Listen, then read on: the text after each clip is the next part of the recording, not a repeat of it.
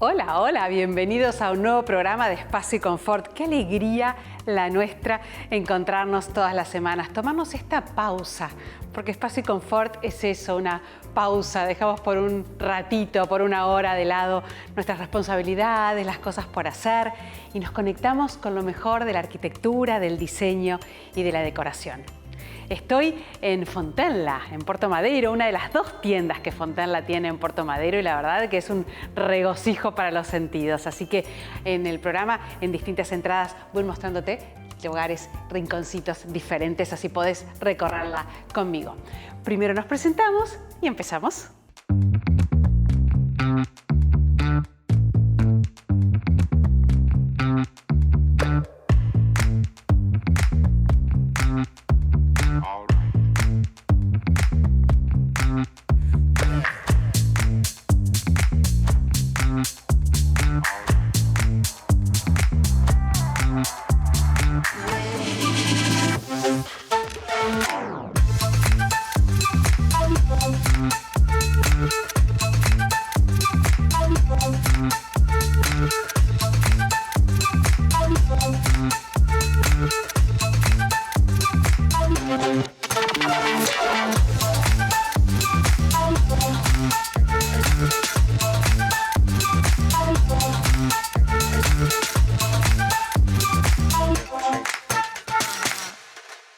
Bloque 1 en Espacio y Confort y quiero mostrarte un departamento que vos, que nos mirás y que sos seguidor de nuestro programa, ya conocés porque grabamos ahí dos programas. Es el departamento de Mariela Ibañer, esta gran coleccionista referente de nuestro país.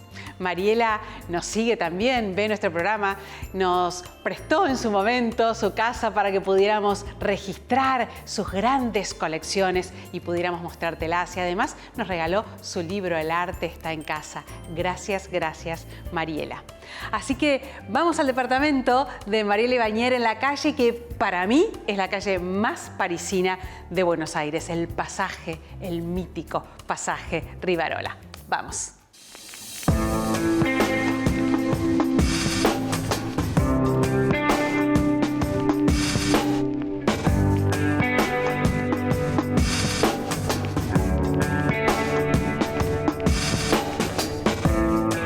Hola, bueno, bienvenidos a mi casa, que es la colección Rivarola. Mi nombre es Mariela Ibañer y me defino como una tejedora de redes.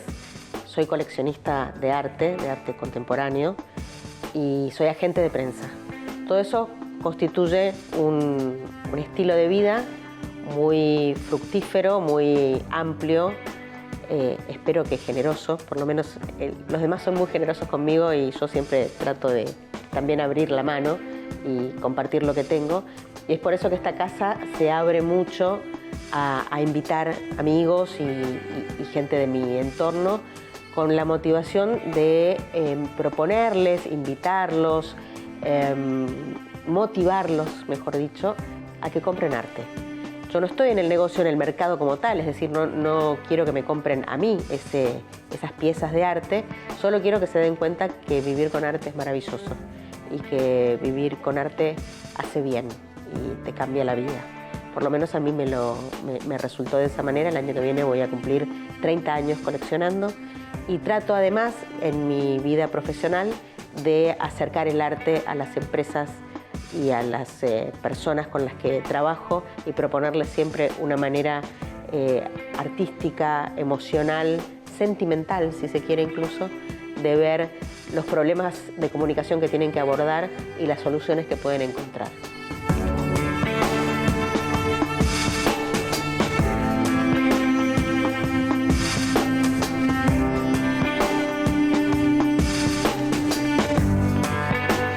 Hay una librería en el pasaje Rivarola que se llama Asunto Impreso, que este año cumple 30 años. Y yo la conocí muy al principio, cuando se fundó, la fundó Guido Indig. Y venía a visitar la librería como cliente y yo me decía, quiero vivir acá, esta cuadra es para mí, quiero vivir acá. Y en el año 21, es decir, no hace tanto tiempo, me independicé de mi hijita, que en ese momento tenía 20, y la dejé viviendo en nuestra casa en común, y me compré este departamento. Me vine a vivir sola, después de muchos años de ser madre. Y me vine a vivir obviamente al Pasaje Rivarola. Era un pendiente que yo tenía con la cuadra, con el barrio y conmigo misma, y esta casa me ha hecho mucho bien. Se forjó con enorme cariño gracias a dos arquitectas, a Cintia Atlas y a Rosalba Smulevisi de Siskin, que es la suegra de mi hermana y la suegra que yo no tengo, así que la adopté como suegra. Son arquitectas que me ayudaron mucho a iluminar este departamento. Es un primer piso a la calle, en un pasaje, que la única deficiencia que le encuentro, después de años no encontré ninguna otra, es que no tiene una luz de sol plena, como tenía en mi departamento anterior. Entonces la iluminación en esta casa es muy importante, tanto en el techo cuanto las luces bajas que fui adquiriendo y eligiendo.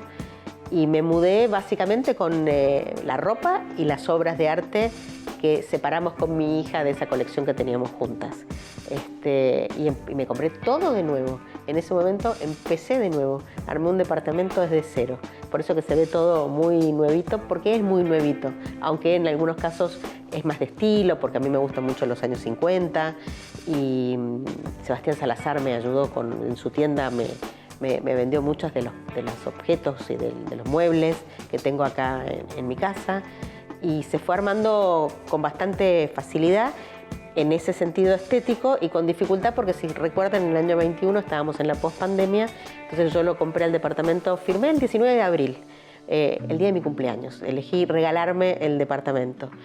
Pero me pude mudar recién en septiembre, porque eran las épocas en donde si entraba el plomero no podía entrar el electricista y así sucesivamente. Entonces la obra, que era muy pequeña, por la realidad es que el departamento, el señor Gutiérrez, el doctor Gutiérrez, me lo vendió en muy buen estado.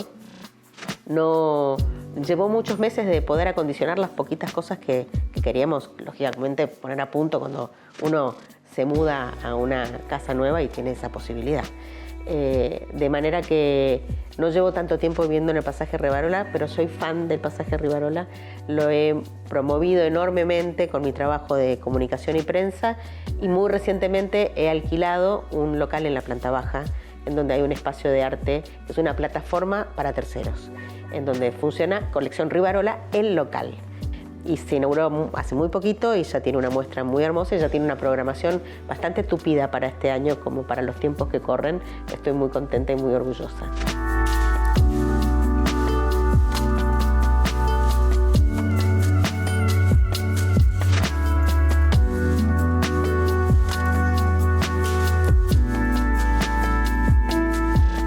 Esta obra es una pieza de Marcela Mouhan.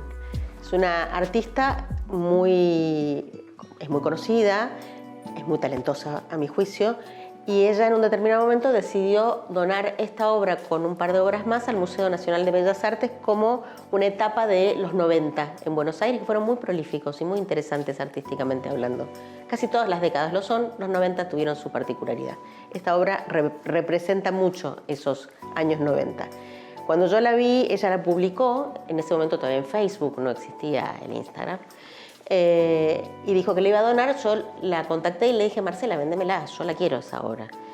Y ella me dijo: bueno, me llama la atención, qué bien, qué suerte, porque ella había decidido, no le entraba en su taller. Y cuando Mora, mi hija, la vio, dijo: a mí me asusta esa obra, no sé si la quiero tener. Pensá que yo vivía con una nena y que nuestra colección tenía que adaptarse a las dos. Mi hija nació en una colección, nació en el 2001, yo empecé a coleccionar en el 97, ella nació en una colección, no eligió ser coleccionista, nació en una colección. Pero Marcela tiene a Benicio, que es su hijo, que tiene la misma edad de Mora, hijo del Puma Goiti. Y nos dijo: vengan al taller.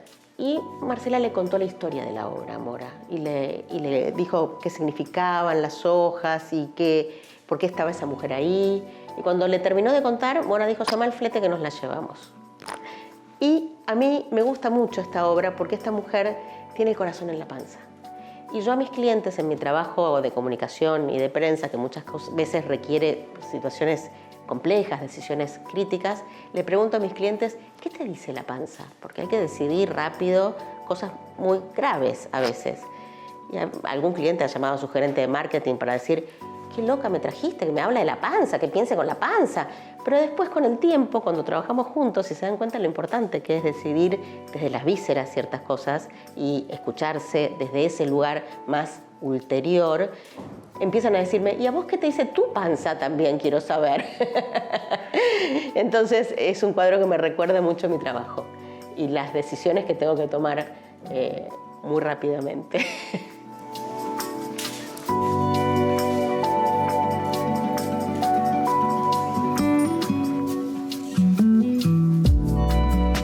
En esta colección, la colección Rivarola, hay más o menos 400 obras.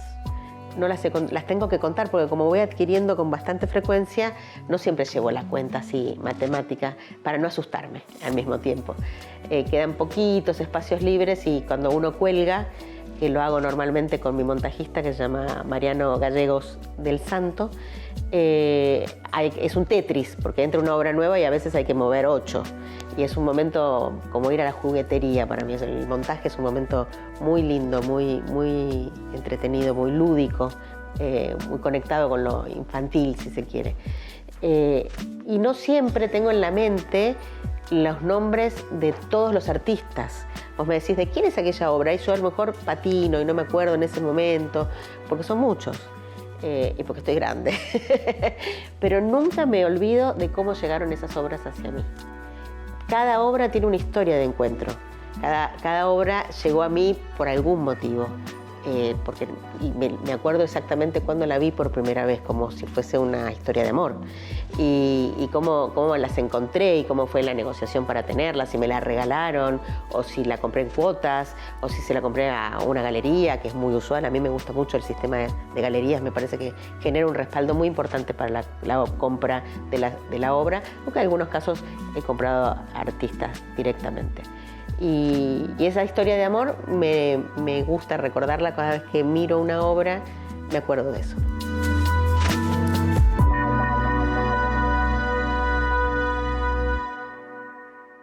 ¿Cómo disfruté grabar esta nota en el departamento de Mariela? El uso del color. Yo estaba como una nena en una juguetería. Las paredes utilizadas como soporte para sus colecciones. La verdad, un lujo, una alegría, un regocijo para la mirada. Vamos a una pausa cortita y ya seguimos con mucho más Espacio y Confort.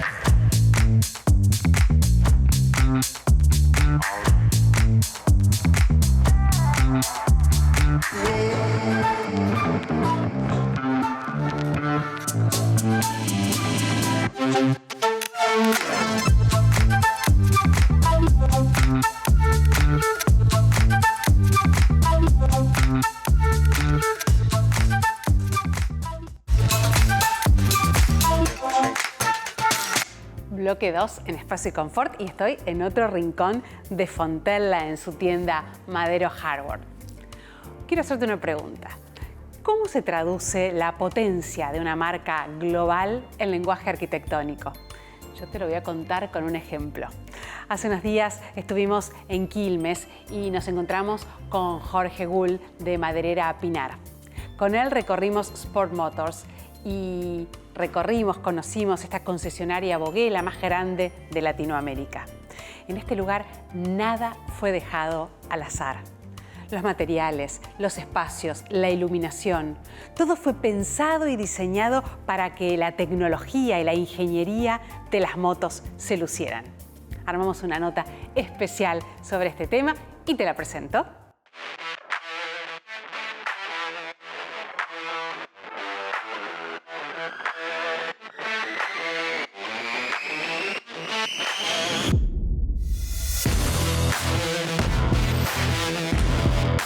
Buenas tardes. Si te apasionan las motos y sos fanático de la arquitectura moderna, no podés dejar de ver esta nota.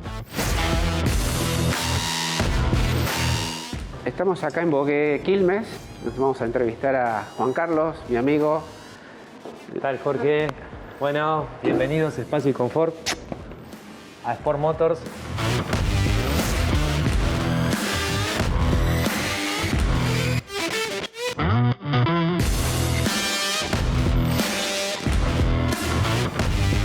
Juan Carlos, tengo entendido que este concesionario Bogué, que vos hiciste con mucho esfuerzo, es el concesionario más grande de Latinoamérica, ¿es así? Sí, así es, Jorge, sí, es el concesionario más grande de Latinoamérica.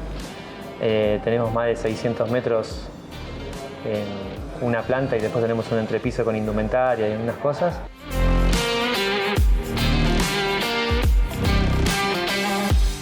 A mí me llamó la atención cómo uniste, digamos, la potencia de las motos, que estas motos Bogué son muy buenas, la verdad que me gustan, con la potencia y la energía que está implantada en esta arquitectura. Vos cuando entras a este local es un todo, es una combinación de motos, arquitectura. La verdad que me sorprendió. Contame un poquito cómo fue el proceso. Bueno, nosotros teníamos un render muy prolijo y muy bien hecho por la marca, pero bueno, se podían ver distintos materiales y había muchas opciones, ¿sí? No era una opción específica, sí había que respetar colores y eso.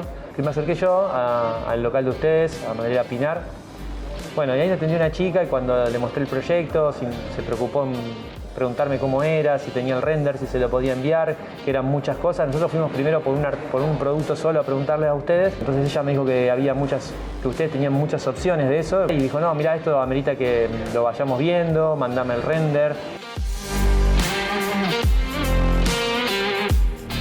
Bueno, después te acercaste vos, ahí hicimos algunos cambios, después, algunas sugerencias tuyas, que vimos combinaciones, pero bueno, básicamente todo lo que se pidió, que la fábrica pidió, ustedes lo tenían. O sea, el 100% de lo que era madera y revestimiento ustedes lo tenían, tanto pisos, como el piso del entrepiso, como este ranurado. Y la verdad que nos acompañaron mucho en el proceso. Bien.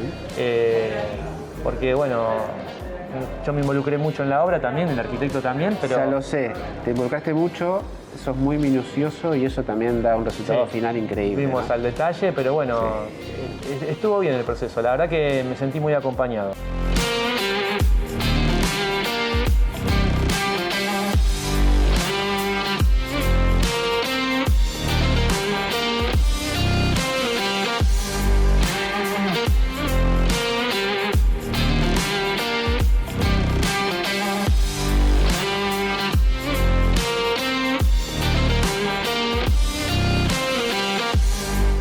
Vi también que usaste mucho de nuestros servicios. Digo, que recibiste todas las placas cortadas, todos con pegado de canto. ¿Cómo fue esa experiencia? Sí, te facilita mucho eso, porque si bien teníamos un carpintero que estuvo abocado a la obra más de 2 meses, y mucho más profesional queda, no es solo por los tiempos, ¿no? Porque vos, los filos pegados por ustedes, los cortes por ustedes, no es lo mismo que una carpintería que pueda hacerlo, ¿no? Y la verdad que eso se notó en toda la calidad y detalle.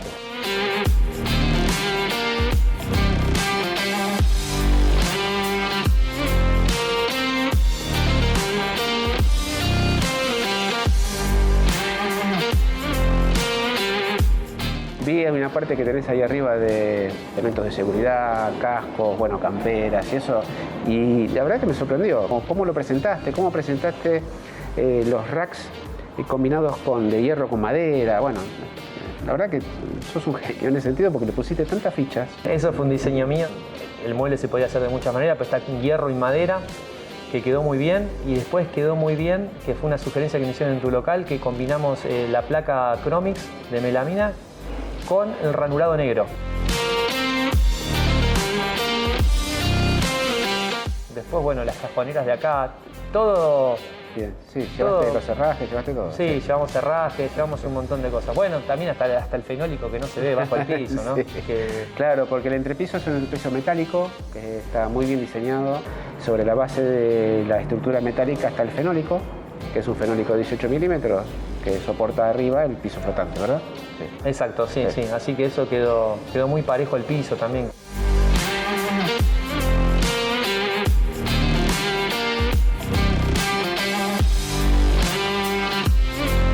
Existe una construcción mixta, las paredes son de materiales y todo lo que es el revestimiento de las paredes, el piso a techo, tiene la melamina y en algunos paños se ve un plotter. Ahí ploteaste sobre la melamina ahí. Sí, se ploteó sobre la melamina, como vos lo viste, que son todas las imágenes que están ahí. Las paredes están 100% forradas, que bueno, se hizo nada más que se reemparchó reboque grueso y pintura para que no pase humedad. Están todas colgadas con el sistema de perchas. Bien. Y eso está buenísimo, porque vos pensás que también cuando pase el tiempo, queramos renovar, va a ser muy fácil. O sea que respetar todos los planos que ya están, cortes nuevos y se cambia todo a otro color o porque ya se hayan desgastado. Bien, el optimizador de corte, no sé si estás al tanto vos, pero supongo que lo habrá usado el carpintero, ¿verdad? Sí, sobraron muy poquitas, Claro. Acá hay muchísimas placas, creo que son 130 y pico de placas. Sí, muchas, sí. Pero si vos ves los sobrantes, fueron muy pocos. Se utilizó todo, para estantes, para cosas, muy poquitos cortes quedaron, muy poquitos.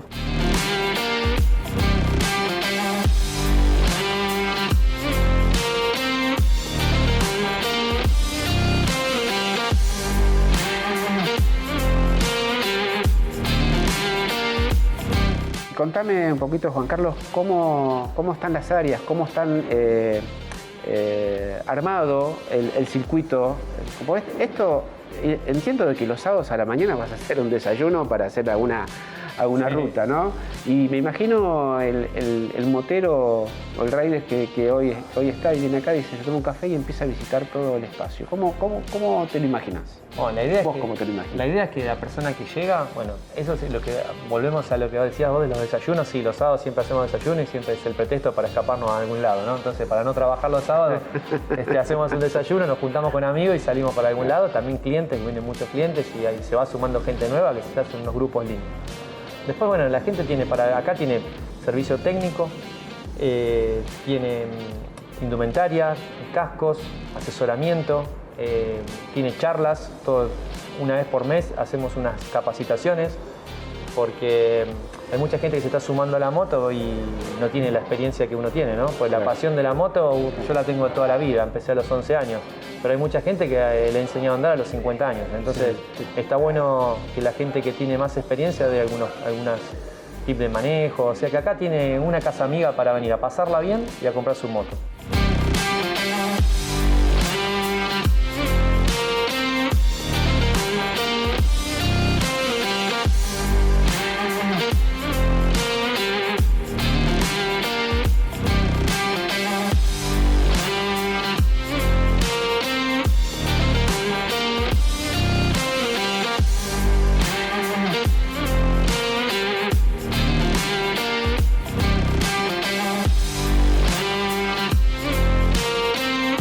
Vos sabés que yo, cuando salgo así también, o cuando salimos, me encuentro a veces con arquitectos, ingenieros, desarrolladores que andan en moto. Y entiendo que cuando ellos visiten este local o vean la nota, se van a dar cuenta cómo integraste, ¿no? Cómo integraste los productos, la arquitectura del lugar, ¿no? Que metal, placas de madera, bueno, revestimientos. Cómo lo integraste. Y yo creo que ellos observan eso, ¿viste? Yo creo que ellos miran porque es su mundo también. El mundo de la arquitectura es su mundo. Y el mundo de las motos también es un mundo. Y la moto también es una pasión y tiene mucho de diseño, ¿no? Las motos hoy tienen un diseño increíble que antes no pasaba, ¿no? Hoy mirás una moto y tiene un diseño importante. Hoy tiene diseño un casco, ¿viste? Vos que usás motos de hace tiempo, los cascos de antes no tenían líneas prácticamente, y hoy tenés un diseño en un casco que es una belleza. Ha evolucionado mucho y tiene mucha gente apasionada.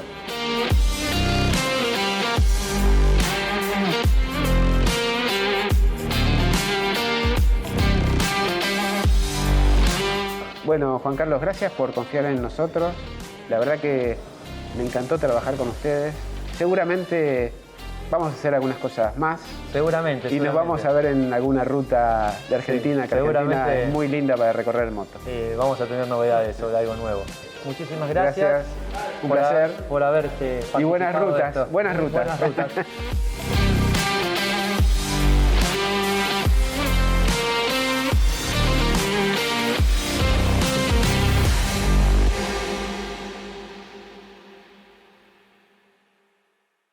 Y antes de ir a la pausa, déjame que te haga una invitación.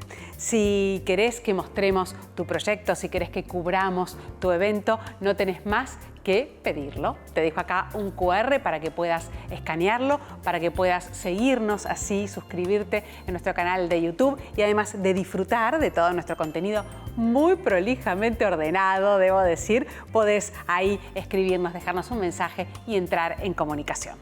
Ahora sí, una pausa cortita. Ya seguimos con mucho más Espacio y Confort.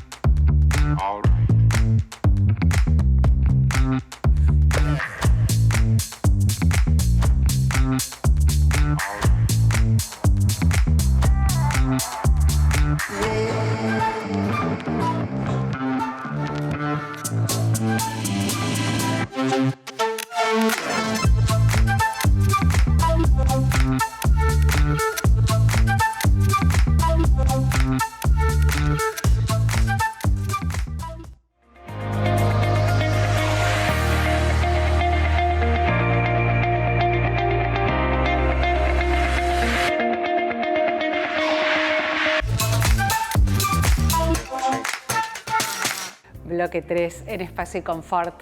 A vos que te gusta la arquitectura y además que te apasiona la exuberancia de Brasil, te va a encantar la nota que voy a presentarte ahora. Casa Mairés es una casa que combina lo mejor de la arquitectura brutalista con el entorno apabullante de Brasil. Una casa realizada en hormigón armado, con paneles de vidrio, con unas lucarnas impresionantes. Todo está diseñado para el disfrute y para, obviamente, aprovechar las vistas de la naturaleza. Vamos a ver la nota.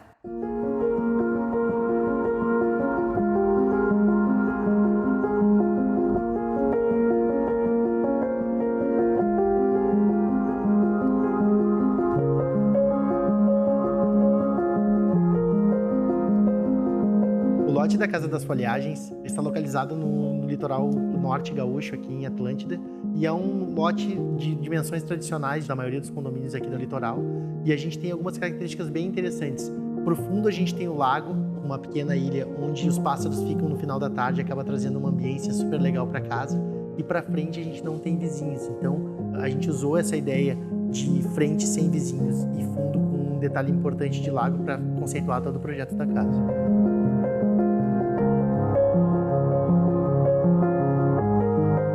Este projeto ele foi desenvolvido nas conversas com a cliente, que é arquiteta de formação, mas atua muito mais com artes plásticas hoje em dia. A ideia de um projeto que contivesse alguns detalhes que pudessem trazer referências bem interessantes de arquitetura, como o pé direito alto, as zenitais, mas a ideia básica foi sempre uma ideia de projeto super minimalista e até mesmo brutalista. A ideia foi uma grande caixa de concreto super brutalista, com as fachadas idênticas, tanto para frente e para trás, buscando essas questões do lote, né, de não ter uns vizinhos para frente, e o lago profundo, detalhes de floreiras no andar superior e o máximo de vidro possível no térreo, trazendo então o jardim para dentro, o lago com a ilhazinha também para dentro do projeto.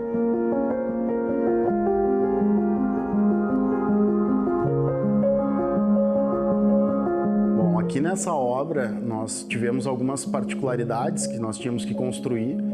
A gente tem bastante concreto aparente no segundo pavimento. Nas duas fachadas laterais são duas empenas contínuas de concreto aparente e elas demandam alguns cuidados, que é continuidade de forma para nós não termos as emendas de concretagem, para conseguir ter o alinhamento de todas essas empenas longas. Esse cuidado ele também vem para a parte interna, onde tem o pé direito duplo da sala, que também é todo em concreto aparente. Teve um desafio que foi a questão da estrutura. A gente tem um pilar que tem 6 metros de altura. Ele estrutura a laje de cobertura, que sustenta as paredes de concreto lateral, que sustentam o piso do superior.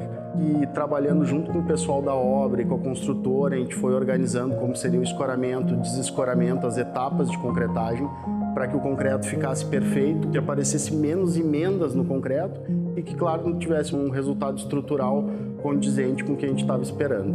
A gente tem também o balanço da frente da casa, onde, além de um balanço que é um vão grande, nós temos uma sobrecarga de uma floreira. E a floreira, ela também é em concreto aparente.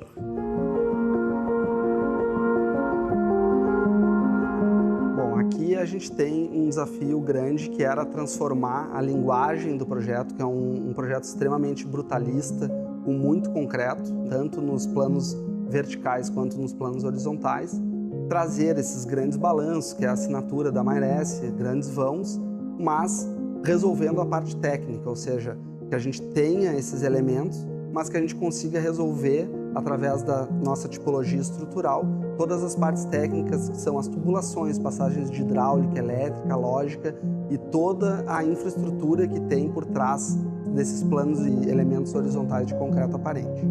Então, quando a gente lança elementos estruturais que têm camadas como EPS e outros elementos que vão trazendo um maior isolamento termoacústico, a gente naturalmente, pela própria forma e a própria estrutura da casa, como ela foi pensada, a gente consegue trazer este fator muito importante hoje, que é a eficiência energética da edificação.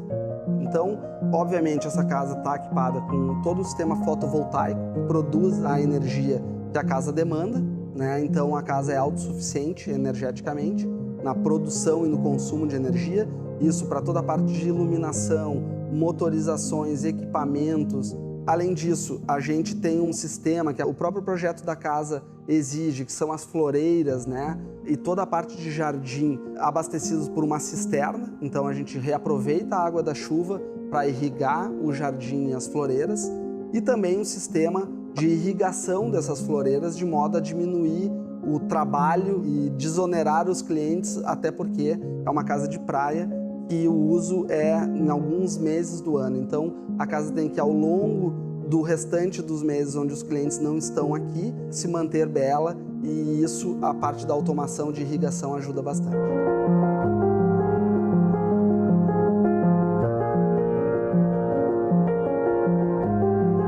Por a cliente se tratar de uma arquiteta que trabalha com artes plásticas, a gente acabou tendo um grande subsídio de ideias, puxando esse minimalismo externo para dentro dos interiores. Então a gente tem uma grande lareira de pedra no pé direito duplo, a gente tem os detalhes de zenitais, que tem um formato redondo, que vai bem contra a volumetria brutalista da casa, que nos traz essa dinâmica de iluminação durante o dia. A gente tem a iluminação passeando por dentro da casa. Esse detalhe de escada, normalmente a gente trabalha com a escada toda em madeira ou a escada toda em concreto. Aqui a gente fez a execução da escada em concreto, porém pintou ela toda de preto.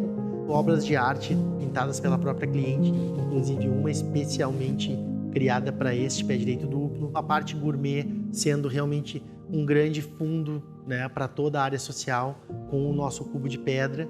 Nos quartos, obviamente, a gente tem a presença de muitos painéis de madeira, com alguns outros detalhes de parede aparente, e a gente tem tons bem neutros, né? Muito uso do branco, do cinza. Então, de maneira geral, a casa está conceitualizada tanto externamente como internamente como uma arquitetura minimalista.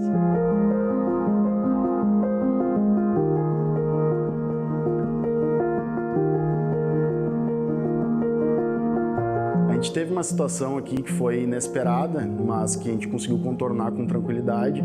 Foram os painéis. A ideia inicial, os painéis laterais desses panos grandes, as empenas das fachadas que eu comentei, a gente definiu por armar eles inteiros uma vez só para tentar minimizar as emendas de concretagem. Mas, ao longo dos meses que nós subimos e fomos fazendo essa concretagem, os painéis deram uma empenada, né? Então, quando nós chegamos na parte mais alta, nós tínhamos perdido um pouco do alinhamento e teve que ser desfeito e refeito.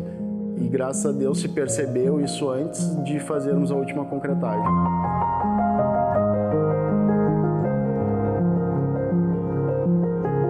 Aqui nessa casa, outro fator tecnológico que a gente pode salientar são as esquadrias, onde a edificação perde calor ou recebe calor. Então, a especificação correta e o bom uso das tecnologias por parte das fábricas é fundamental, porque as nossas casas têm esse ponto que é muito favorável, que é a questão da ventilação cruzada, grandes vãos, o que permite que a casa seja fresquinha no verão e ao mesmo tempo seja seca, não seja úmida no inverno.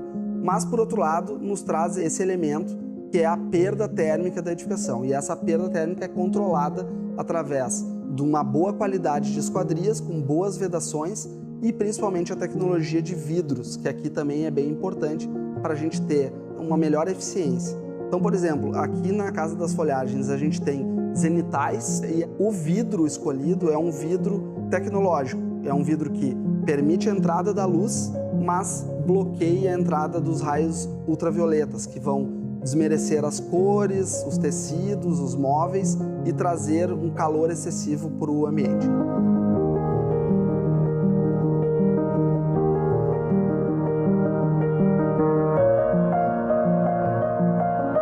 Essa obra a gente executou com a mesma construtora que já fizemos diversas outras obras, né? Isso facilita bastante o processo porque o diálogo já está estabelecido, a gente já tem afinidade com a equipe de obra também. Então, para resolver as demandas do dia a dia, a complexidade que é fazer toda essa casa, a gente tem um acompanhamento também da equipe da Mairesse, que são nossos colaboradores que vêm junto e vão orientando, passando expertise da questão do que nós já passamos em outras obras, quanto ao concreto aparente, quanto às formas, quanto às estruturas. E essa construtora que nos acompanhou nessa obra, ela tem essa expertise também. Então, isso facilita bastante o processo.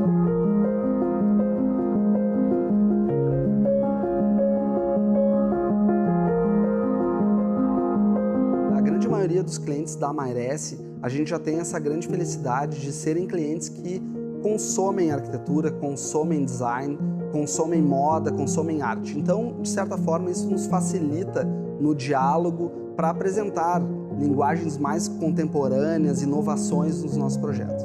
Mas aqui na Casa das Folhagens a gente teve um grande prazer de trabalhar para uma cliente que também é arquiteta. Ela participou bastante do processo com a gente, acreditou em todo o andamento da obra, deu ideias que foram muito bem-vindas.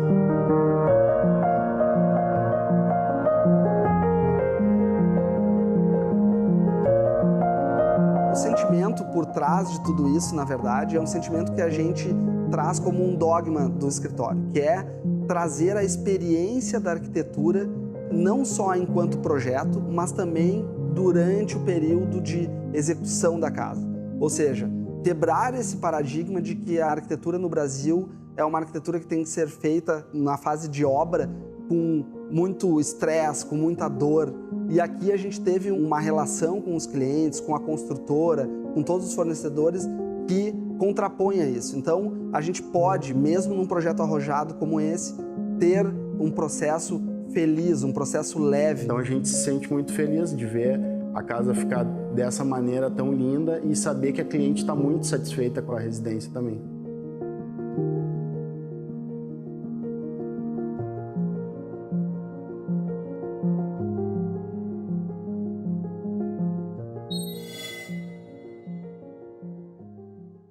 Vamos a una pausa cortita. Ya seguimos con mucho más Espacio y Confort.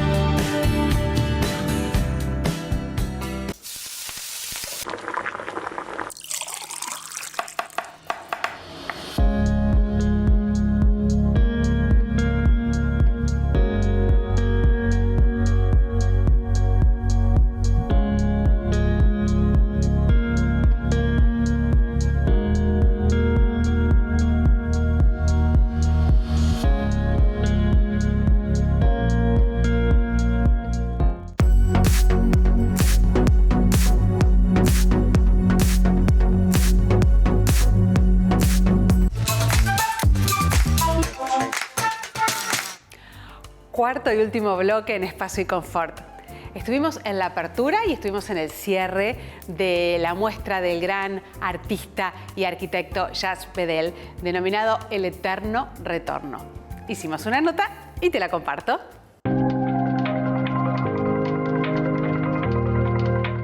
El significado de esta muestra es una especie de pequeña antológica, es un retorno a cosas que hice hace muchos años y es una síntesis de distintas técnicas e ideas que he tenido a lo largo de mi vida.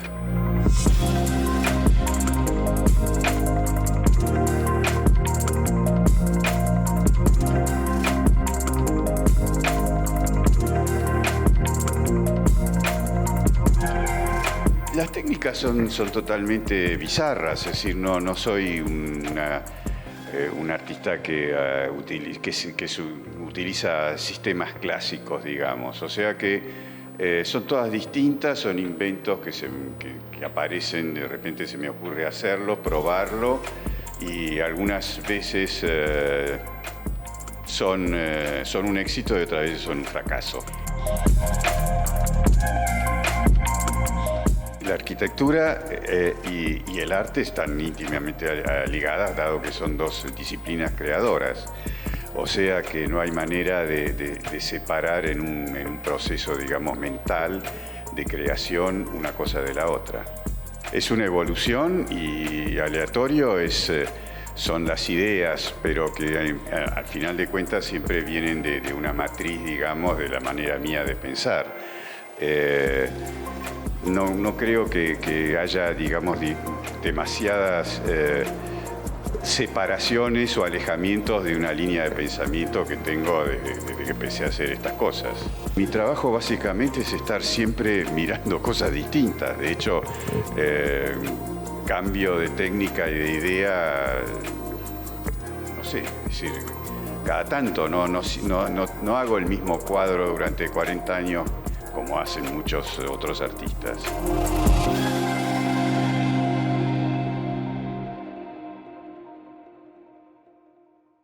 Los tiempos de ejecución de un proyecto impactan directamente en su rentabilidad. De esto estuvimos conversando con Ignacio Aparicio, quien además nos comentó sobre el nuevo lanzamiento que está comercializando en la ciudad de La Plata, Davas Olazábal. Vamos a escucharlo. Soy Ignacio Aparicio, el martillero de Aparicio Propiedades, una inmobiliaria con más de 16 años de trayectoria en el mercado. Actualmente no solo hacemos ventas y alquileres, sino que nos especializamos en edificios en construcción, los llamados pozos. La constructora de confianza y la que recomendamos es Davas, constructora a cargo del arquitecto Luis Bustamante, que en 10 años ha desarrollado y terminado en tiempo y forma 10 edificios. La inversión en tiempo y forma genera una excelente rentabilidad. No es lo mismo terminar un edificio en 24 meses que en 36 o 48, porque la rentabilidad se desploma. Y hoy en día el proyecto más importante que va a desarrollar es Davas Olazábal, situado en la plaza de 7 y 38 en un lote de 20 por 30, siendo el producto emblema de la marca con 170 y 130 metros cuadrados cada semipiso. Va a tener las comodidades de una casa, pero con la seguridad de la ubicación de un edificio premium.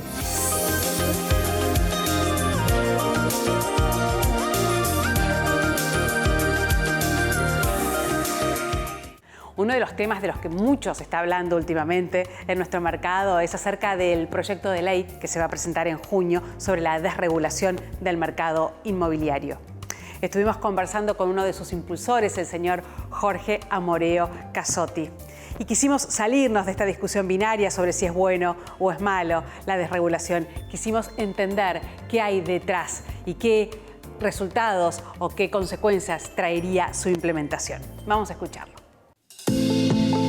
En el marco de la discusión sobre la desregulación inmobiliaria, hablamos con uno de sus impulsores, Jorge Amoreo Casotti. ¿Por qué considera que hay que desregular la actividad inmobiliaria? Argentina es una anomalía global. Ha transformado en las últimas décadas una actividad comercial en una profesión científica que tiene que ver con haber desarrollado barreras artificiales de acceso a una industria que no necesariamente tiene que tener como protagonista la coacción y la obligatoriedad para que los actores puedan ingresar a operar en una región. Es inentendible que un colegio inmobiliario le ponga un límite a la ejecución de tu talento o de tu libertad para trabajar. En este mercado cada vez más competitivo, ¿cree que las escalas tradicionales de honorarios necesitan revisarse? Representan un furioso control de precios basado en lo que son los supuestos honorarios mínimos y máximos, siendo que la intermediación comercial inmobiliaria tendría que estar sujeta a comisiones negociables, abiertas y competitivas. Los colegios profesionales y muchos actores del rubro de la construcción se resisten a esta desregulación. ¿Por qué consideras que sucede esto? En principio creo que hay mucha confusión porque aparenta ser mucho más combativo el tema de lo que en realidad es. En definitiva, lo que propone una eventual desregulación inmobiliaria es poner a competir a diferentes modelos o formatos que no implicaría vulnerar el derecho, sino equilibrar algunos privilegios que hoy están otorgados de manera monopólica a estas instituciones bastante inéditas, que son los colegios inmobiliarios, que han sido una evolución de los gremios, pero con algunas leyes nacionales, provinciales que se han conseguido con fundamento en una muy buena gestión del lobby, pero que en definitiva terminan encareciendo a los accesos a los servicios de inquilinos, de propietarios, de vendedores y a los propios actores que funcionan como matriculados, que son los primeros perjudicados, los llamados martilleros y corredores públicos inmobiliarios, que terminan pagando cifras importantísimas en estructuras que nadie elegiría voluntariamente.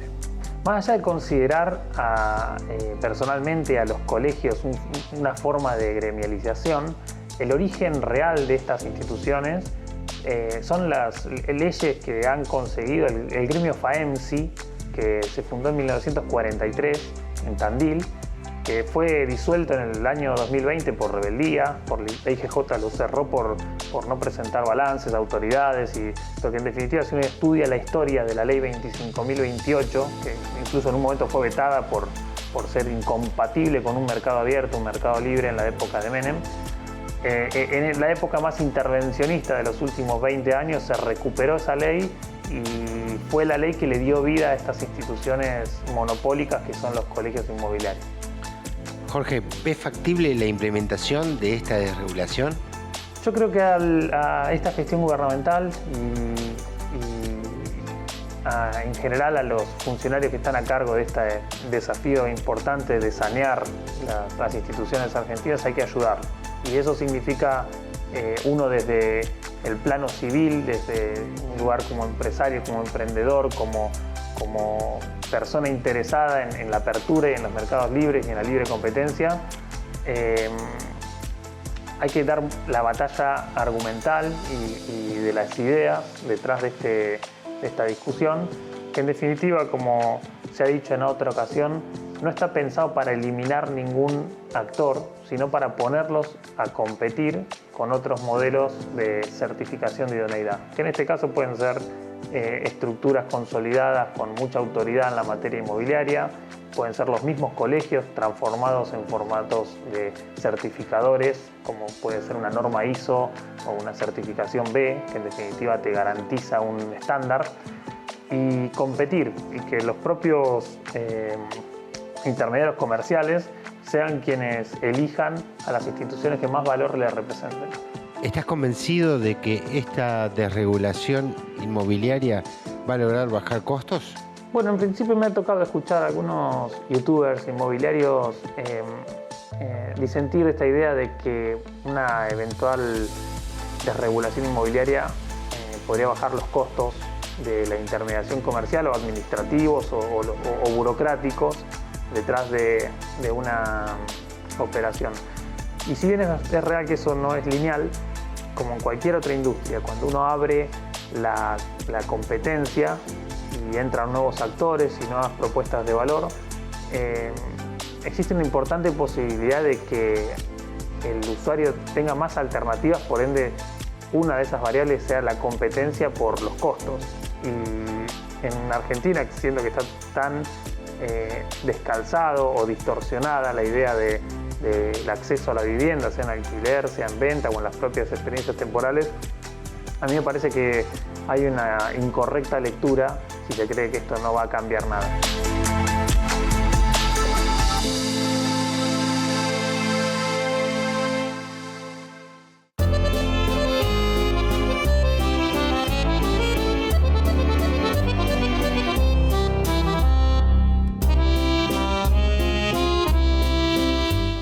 ¿Sabías que el Arco del Triunfo de París fue una promesa de gloria hecha por Napoleón tras su victoria en Austerlitz en 1805?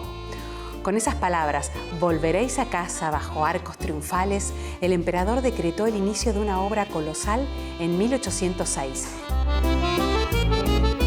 Inspirada en los arcos romanos, especialmente en el Arco de Tito, en Roma. Pero la construcción fue una epopeya. Su arquitecto original, Jean Jalcran, murió en 1811 y las obras se detuvieron durante años. No fue hasta 1833 que el rey Luis Felipe decidió finalizarlo bajo la dirección de Guillaume Abel Blouet, inaugurándolo en 1836. Curiosamente, Napoleón nunca vio su creación terminada. Falleció en 1821, 15 años antes de la inauguración. Hoy, este majestuoso arco de casi 50 metros de altura, 49 metros de alto y 45 metros de ancho, se erige en el corazón de la Plaza Charles de Gaulle, al final de la emblemática Avenue de Champs-Élysées. Durante décadas, como testigos silenciosos de la historia, sus muros han sido grabados con los nombres de 158 batallas y cientos de generales que combatieron durante la Revolución y el Imperio. En 1840, los restos de Napoleón pasaron bajo el arco rumbo a su tumba en Los Inválidos, en una ceremonia cargada de simbolismo.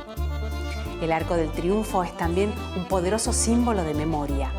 En 1920 se instaló allí la tumba del soldado desconocido y desde 1923 arde una llama eterna que jamás se apaga. Cada tarde, a las 6:30, se realiza la ceremonia de reavivarla en homenaje a los caídos de la Primera Guerra Mundial. En 1919, pocas semanas después del fin de la Gran Guerra, bajo este arco se celebró el gran desfile de la victoria. Pero también ha presenciado momentos oscuros. Los ejércitos alemanes lo atravesaron en 1871 y nuevamente durante la ocupación nazi en la Segunda Guerra Mundial.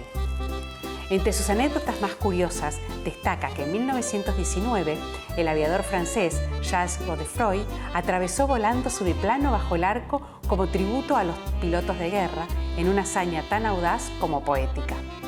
Y su relevancia no termina allí. Cada 14 de julio, Día de la Bastilla, el arco marca el inicio del desfile militar más imponente de Francia. Y cada año los ciclistas del Tour de Francia lo usan como espectacular marco de llegada. Más que piedra y escultura, el Arco del Triunfo es un testamento de gloria, memoria y orgullo. Un monumento que sigue contando en silencio la historia de Francia.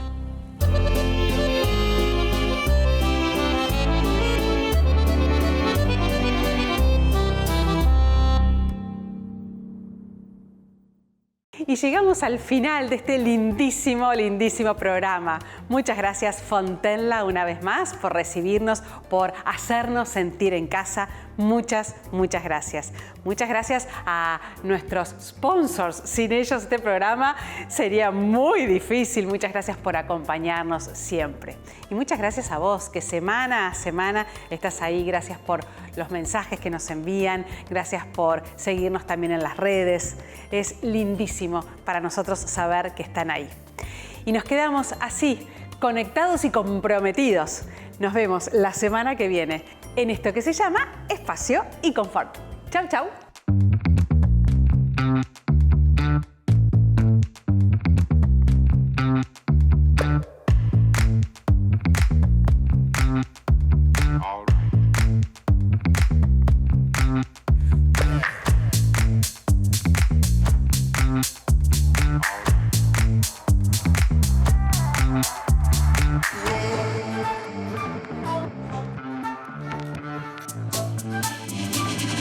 Yeah.